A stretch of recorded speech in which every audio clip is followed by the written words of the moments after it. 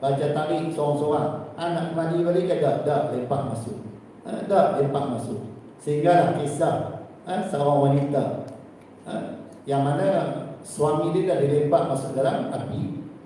Sekarang ni dia dengan anak dia. Tangkap anak dia. Kamu nak kembali balik kepada agama asal ke tak? Dia kata tak. Tangkap anak dia, lempak masuk dalam api. Sehinggalah anak dia yang masih menyusu. Ini kalau kita baca dalam hadis, disebut ada berapa bayi yang kecil lah, tapi yang boleh bercakap. Antaranya Nabi Isa AS kan. Dan kisah Juraij, Sahibul Juraij, dan kisah Ashabul Ukhdud. Jadi budak ni masih menyusu, kecil lagi.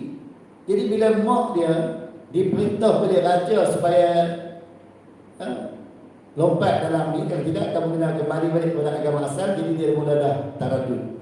Pasal apa? Pasal dia ada anak yang kecil yang masih menyusu. Tiba-tiba anak tu cakap, "Isbiri ya ummah fa innaki 'alal haqq." Wahai ibuku, bersabarlah, bersabarlah, karena fa innaka 'alal haqq, fa innaki 'alal haqq, karena kamu berada di pihak yang benar.